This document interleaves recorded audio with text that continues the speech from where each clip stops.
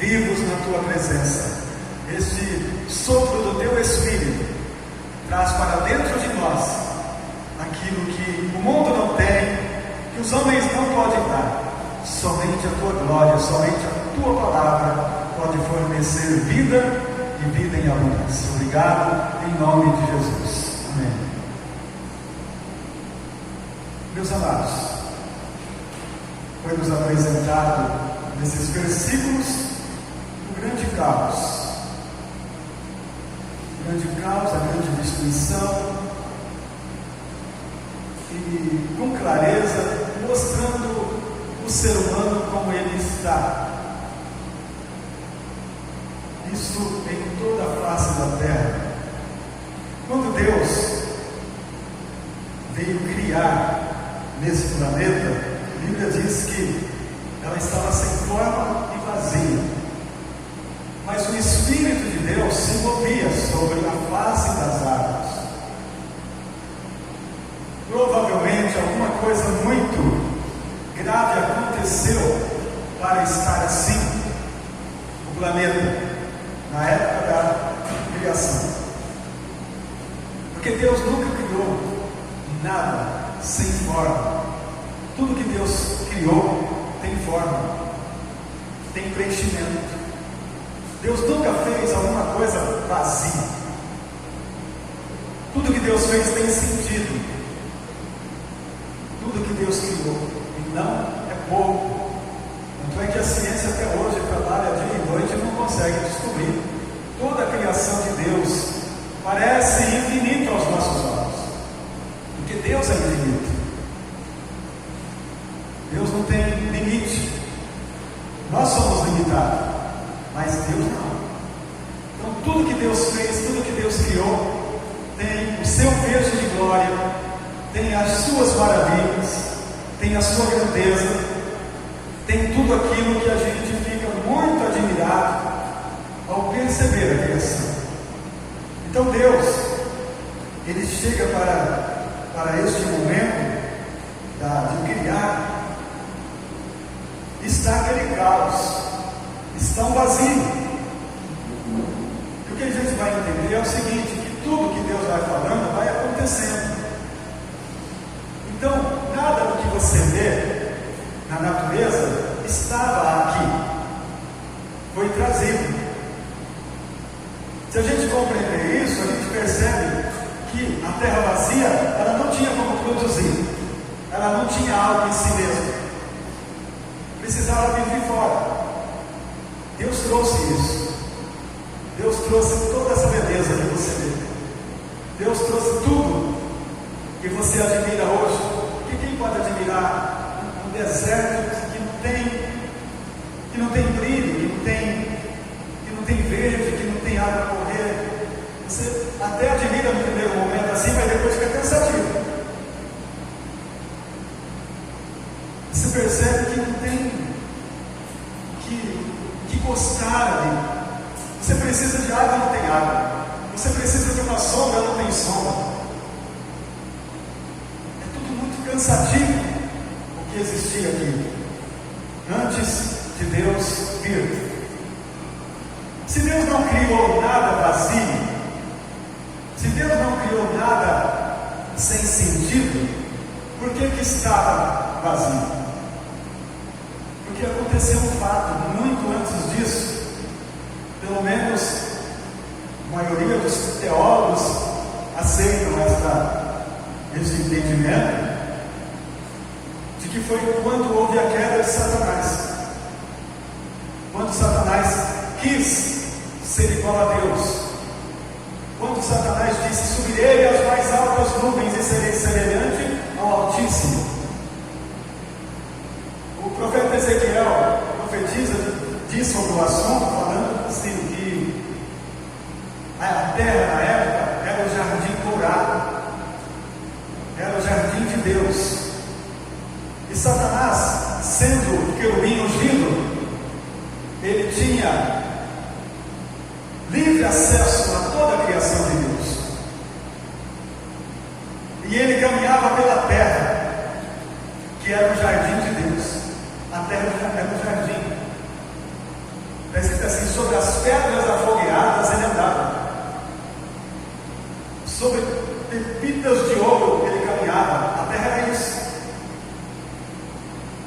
A terra era um jardim dourado de Deus. E era neste lugar que Satanás caminhava com os anjos, porque ele era querubim ungido,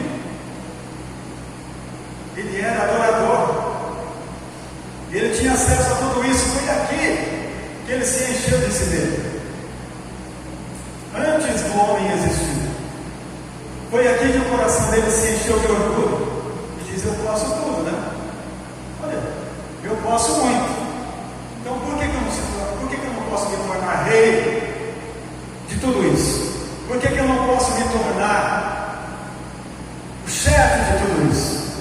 Então lá no profeta Isaías, capítulo 14, o profeta Isaías mostra isso, dizendo assim: quando ele se revoltou, quando ele tomou a decisão: subirei a mais altas nuvens, quer dizer, no mais alto lugar, derrubarei o Altíssimo e sentarei na cadeira. Ele tomou a decisão. Vocês percebem que muitas vezes esse orgulho maligno continua sobre nós, continua sobre a igreja, continua sobre as pessoas, e só serve para uma coisa, irmãos: para a queda. Então Satanás agora sobe ao céu com todos aqueles anjos que estavam com ele, que a Bíblia diz que a terça parte que estava com ele aqui, eles sabem que eles vão fazer isso agora, e eles vão em direção ao trono de Deus para derrubá-lo. Pelo menos é isso que a gente entende. Mas quando ele chega, Deus nem se levanta do trono. Deus continua sentado no trono, e vai apenas um personagem lá, um arcanjo chamado Miguel,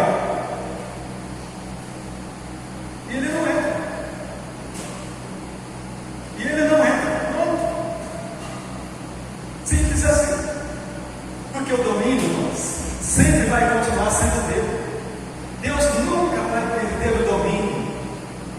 Deus nunca vai perder a autoridade. Ninguém. O salmista Davi, no Salmo 62, nos últimos versículos, ele diz assim: uma coisa disse Deus, duas vezes eu ouvi que o poder pertence a ele. Ninguém mais. Satanás tem poder? Tem porque Deus deu. Alguns homens têm poder? Tem porque Deus deu. Mas só que Deus não dá um poder do qual Deus não possa dominar. Vocês se lembram quando Jesus disse assim, em Mateus 28: todo o poder foi me dado nos céus e na terra, e eu estarei convosco até a consumação do século. Vocês não temam, se eu for com vocês. Todo o poder é meu, todo o poder pertence a mim, e eu vou continuar com a minha igreja, eu vou continuar com o meu povo, eu vou continuar no meio dela. Então por isso você não precisa ter medo de nada, só precisa crer, só precisa viver o que a palavra diz. Então Satanás, irmãos, ele está lá. Ele está lá agora tentando entrar para cumprir aquilo que é o desejo do seu coração. Mas Miguel, aí a Apocalipse diz que Miguel combateu com ele e o lançou fora. Então ele está caindo, ele está vindo em queda para o abismo. Mas onde ele vai cair? Ele vai cair na terra. Ele diz: tudo bem, ele fica com o céu, eu fico com a terra. Mas antes dele chegar, a ciência diz que foi o Big Bang, mas foi a mão de Deus. Uma grande explosão destruiu tudo. A terra era sem forma e vazia. A terra se tornou sem forma e vazia. Mas o Espírito de Deus ficou de guarda. tem jeito não. Eu disse, quer ficar no caos, você fica. Mas eu vou ficar aí. O meu espírito vai ficar. Então a Bíblia diz, e o Espírito de Deus se movia sobre a face das águas. Deus continuou presente, ele não tinha domínio nenhum, ele ficou aqui no caos, vazio. E Deus presente. Aí você vê o Salmo 139, o salmista diz assim: para onde eu vou? Para onde eu fugirei da tua face? Para onde eu irei do teu Espírito? Se eu for no inferno, o Senhor está lá. Se eu descer a mais profundo das águas, o Senhor está lá. Em qualquer lugar que eu pensar em ir, o Senhor está lá. Não existe lugar onde eu possa me esconder do Senhor. Se eu disser, certamente à noite as trevas me encobrirão. Aí o salmista diz assim: não tem jeito, porque as trevas e a luz para o Senhor é a mesma coisa. Não existe nada que possa encobrir o olhar de Deus. Esse é o nosso Deus. E Satanás está aí, sem lugar, sem moradia, porque Deus é Deus. Aí Deus já tinha, a Bíblia diz que antes da fundação do mundo, Deus, no coração dele, no coração da Trindade, eles iriam fazer o homem à sua imagem e à sua semelhança. E sabendo de tudo que ia acontecer, o Senhor já tinha preparado também o cordeiro para ser morto. O cordeiro que foi morto antes da fundação do mundo, Cristo. Já estava tudo preparado. Aí você vê no capítulo 1 de Gênesis, Deus chegando. Deus chega e olha para o caos, e olha para toda a destruição. A terra era coberta por águas, e o Espírito de Deus se movia sobre a face das águas. E disse Deus: haja luz, e houve luz. Então você percebe que a terra estava sob trevas total. Era um planeta totalmente plena escuridão. Então aí Deus começa a trazer dele, do alto, tudo que precisava ter aqui. Ele vai falando e vai chegando. Tudo que ele fala vai chegando. Tudo que ele fala vai acontecendo. E no capítulo 1, 26, ele diz: façamos o homem a nossa imagem, a nossa semelhança. O homem se tornou alma vivente. E ali é dado as diretrizes para que o homem seja feliz. Ali é dado todo o plano completo da alegria e da paz para o ser humano viver como no paraíso de Deus. Tudo é feito, tudo está pronto. Deus não deixou nada para fazer. Foi tudo dado gratuitamente nas mãos do ser humano, para que ele pudesse desfrutar da vida de Deus em um paraíso que Deus construiu para que a gente pudesse viver. Então, quando você lê Gênesis capítulo 1, você vai ver tudo que foi feito para o nosso bem, para a nossa alegria, para a nossa vida fluir em Deus. Uma coisa apenas era necessária: obediência. Obedecer às diretrizes que Deus havia dado. Obedecer os mandamentos, que não eram muitos, era apenas um: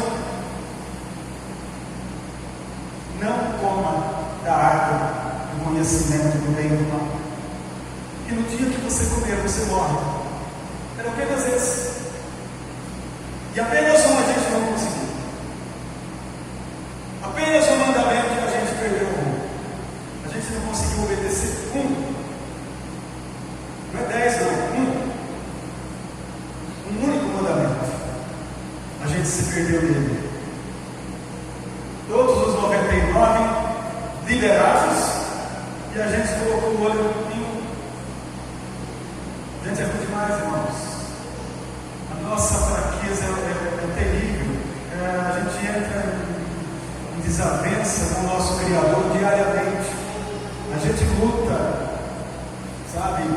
Mas o nosso coração é teimoso, o nosso coração é arrogante, o nosso coração é mau, desde a meninice, desde criança. E nós vivemos, de vez em quando a gente olha e começa a perceber que a nossa vida está se tornando sem forma e vazia. Você começa a olhar e não tem nada que te dá prazer. Você começa a olhar o casamento, os filhos, a vida que você está vivendo, você percebe sem forma e vazio. Você procura uma alegria e você não encontra. E a gente fica desesperado, angustiado, como eu disse, como se fosse num deserto, procurando água e não tem, procurando uma sombra para descansar e não encontra, sem forma e vazio. E nós mesmos, pela nossa força, pelo nosso entendimento, jamais encontraremos um lugar de paz. Sabendo dessa arrogância, sabendo do nosso orgulho, Deus tem um mundo perfeito para nos levar de volta para o entendimento. Irmãos, a nossa volta depende do entendimento. A nossa volta ao jardim, primeiro, voltar ao lugar aonde nós fomos gerados. No primeiro momento no jardim, aquele dia que Deus nos criou, a sua imagem e a sua semelhança depende de um entendimento. E ele é muito raro, queridos. É difícil a gente chegar nessa condição. A gente vive pastando, a gente vive comendo bolotas e não entende que no jardim tudo está feito. Que no jardim tudo foi feito. Irmãos, aquilo que foi feito, foi feito. Ele continua de pé. Deus não mudou. Agora, para eu viver estas delícias do jardim de Deus, eu preciso entender quem eu sou e me arrepender de tudo que eu sou, para que eu possa voltar ao primeiro amor. Aquele amor com que Ele lá no jardim me amou, assoprando sobre mim o seu Espírito, gerando dentro de mim uma vida que não é apenas um respirar, que não é apenas a vida da carne, mas a vida do Espírito. Então, amados, para alegrar a nossa carne, o mundo produz avivamento. São coisas passageiras, coisas de segundo e já foi. O mundo trabalha para avivar a nossa carne. Distrações, para a gente rir um pouco, para a gente passar alguns momentos. O mundo produz isso, mesmo que seja cada dia mais destruição para aquilo que Deus construiu, para aquilo que Deus trouxe. A natureza, a vida vai sendo destruída. Você se lembra que Deus colocou o homem no jardim para guardar o jardim, não foi para destruir o jardim. Mas o homem não está nem um pouco preocupado. Ele destrói o jardim diariamente. Nós não temos consciência de alguém que foi trazido nesse planeta para proteger. A gente não protege, a gente contamina com as nossas ações, tanto físicas como espirituais. A gente não guarda, a gente não protege, a gente ajuda a destruir, a gente coopera para a destruição e não está nem um pouco preocupado com a destruição que estamos gerando. Nós produzimos lixo abundantemente e não temos nem um pouquinho de consciência desse lixo. vai vir sobre nós. Esse lixo será lançado sobre nós, porque aquilo que você produz, não pense que vai ser o outro que vai se alimentar dele. Tudo que o homem semear, isto mesmo vai colher. A gente semeia lixo humano e lixo espiritual, e é necessário que a gente acorde para esse dano. Irmãos, tem cristãos que não têm a mínima consciência, ele bota lixo em qualquer lugar. Você vai andando na estrada e você vê alguém abrir a janela e jogar para o lixo. E vai jogando lixo, aí vem gente, vai entupindo tudo. O mar está totalmente entupido de lixo. Consciência. Então, as cidades vão crescendo, crescendo, crescendo, e vai tomando conta de toda a natureza que Deus criou. E a gente não tem consciência disso. É um deserto que vai sendo construído. E com o passar do tempo você olha, é bom você conhecer uma cidade, você vai ao primeiro momento, parece lindo, você não volta duas vezes no mesmo lugar, parece que, meu Deus, já vi tudo isso. Você vai numa cidade, você olha ela, cidade histórica e tal, você olha a primeira vez, a segunda vez, o que é isso? Porque cansa. Agora você vai no natural, você vai na natureza que Deus criou, você vai hoje, você vai amanhã, teus olhos não cansam de ver a beleza, teus olhos não cansam de ver o que está sendo feito. Mas isto, meus amados, o profeta e apóstolo Pedro profetizou: esse mundo está reservado para o fogo. Deus vai queimar tudo. Deus vai queimar tudo porque não tem salvação. Quando Deus colocou o homem para fora do jardim por causa do seu pecado, ele disse para Adão: a terra está amaldiçoada por causa de você. Você amaldiçoou a terra. A terra está amaldiçoada por causa de você. Mas aí, amados, o próprio Deus vem nos salvar. O próprio Jesus, o próprio Deus se torna homem. João 1:1. O Verbo que se fez carne e habitou entre nós. Ele se torna homem e vem andar nesse planeta e caminha sobre a terra e conhece pessoalmente, fisicamente, o caos que este mundo está de novo. Sabe por quê, amados? Porque a partir daquele momento que Deus reconstrói o caos, ele passa para o homem a autoridade para não deixar voltar ao caos. Nós recebemos a autoridade de Deus naquele momento ali, em Gênesis capítulo 1, dizendo que é para a gente multiplicar, criar, trazer vida. Mas o pecado não permitiu que isso acontecesse. Nós, em vez de trazer vida, nós geramos morte. Mas quando Cristo vem, Ele nos pega, Ele nos recebe como filhos. Porque Cristo, amado, o que Ele andou fazendo aqui na terra foi construindo, foi restaurando o homem que estava sem forma e vazio. Nós somos feitos do pó da terra, e a nossa terra estava sem forma e vazia, e Cristo veio e entrou dentro de nós, para que nós pudéssemos ser restaurados da nossa destruição, da nossa vã maneira de viver. Ele veio trazer vida dentro de nós, e aquilo que estava morto dentro de nós começou a reviver pelo seu Espírito. Então agora, a partir desse momento, eu não tenho mais direito de destruir.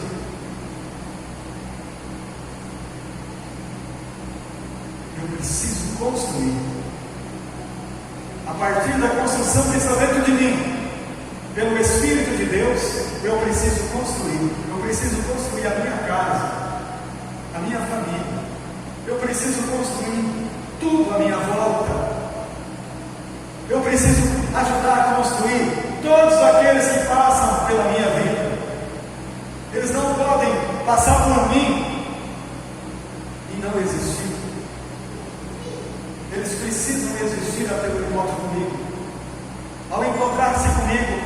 precisam receber vida. Eles não podem sair da mesma maneira, porque Cristo está em nós, e sou eu agora, irmãos, que preciso falar no caos. Deus falou aquele dia, lembra? Lá em Gênesis, Deus disse: haja, agora sou eu pedindo. É minha obrigação dizer, chegar no caos da tua vida, da vida daquele que está na rua, e dizer assim: haja luz na tua vida, meu irmão, haja luz no teu entendimento, haja luz no teu coração, porque a partir da luz tudo se constrói. As trevas nada constroem, meus queridos, mas se você tem luz, acende a chama do outro. Se a tua vida tem luz, acende a luz do outro.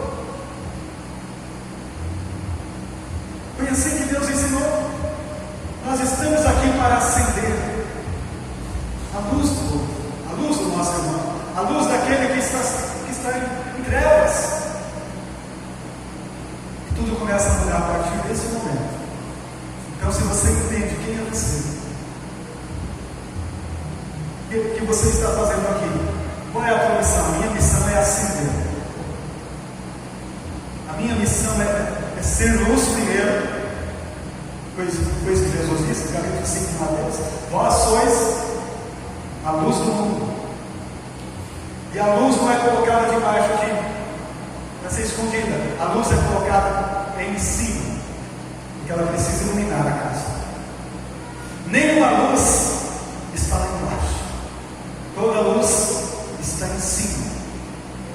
Então, se eu sou luz, eu preciso iluminar.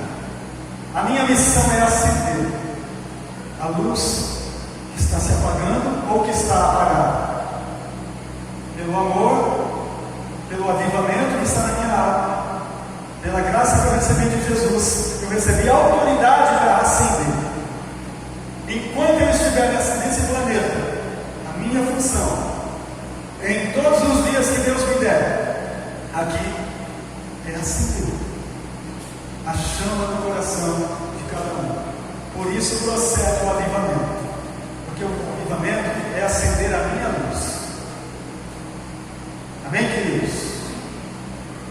O avivamento acende a tua luz, e você, com luz acesa, ilumina. E quando você ilumina, você atrai. Sabe, amados? Aquela luz acesa no quintal, que vem aquelas vacazinhas, aqueles enxames, vem tudo quanto é enxame de voadores, ficam ali em volta da luz. Enquanto a luz não se acende, não vem ninguém. Não vem. Mas a luz acendeu, atrai. Atrai aqueles que estão em trevas. Vem tudo para a luz, para receber a iluminação. E é tantos que vêm. Então, quando a luz acende, se a tua luz estiver acesa, você vai atrair tantos aqueles que querem receber do que você tem, tantos aqueles que vêm com ódio, querendo quebrar a luz. Vem aqueles besouros desse tamanho, e bate na luz, tropeçam na luz, tentando destruir a luz, mas não tem problema, a luz continua acesa, a luz continua iluminando, e não tem problema, ela vai só se apagar no dia que Ele quiser. Mas mesmo quando ela apaga, o teu exemplo continua falando. Mesmo quando você não está mais aqui, o teu exemplo continua dando fruto. Alguém dizendo assim: lembra dele? Lembra daquele irmão que orava? Lembra daquele que pregava o Evangelho?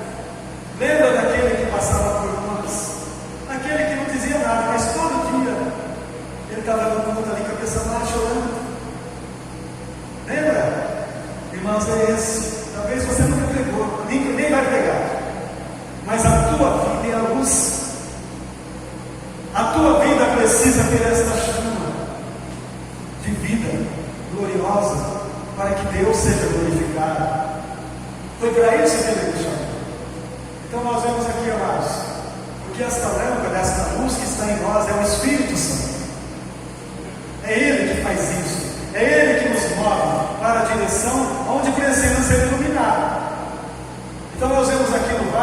secos, que precisava de uma lâmpada lá. Deus poderia fazer isso sozinho? Poderia, mas Ele é tão bom que leva a gente. Ele é tão bom que leva você e eu com Ele. Fala, vem cá, eu preciso iluminar um vale, e está cheio de ossos secos, e eu quero trazer vida naquele vale. Estou chamando você, vem. Vem, Ezequiel.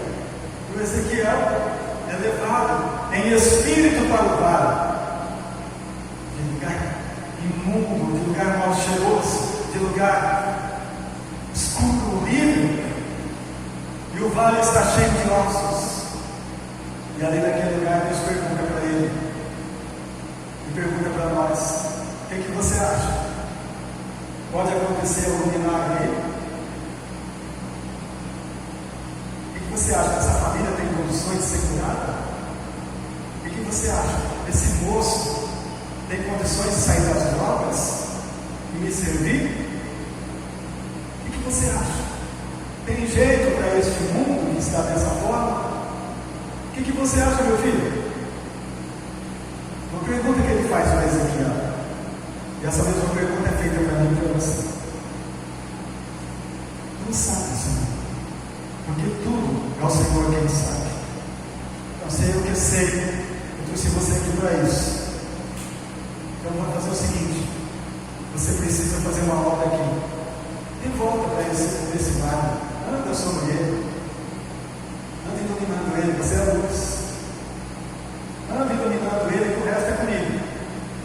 Você só faz a tua parte, vai lá, anda sobre o vale e mostra que você está presente, representando ele, representando os céus, representando a glória.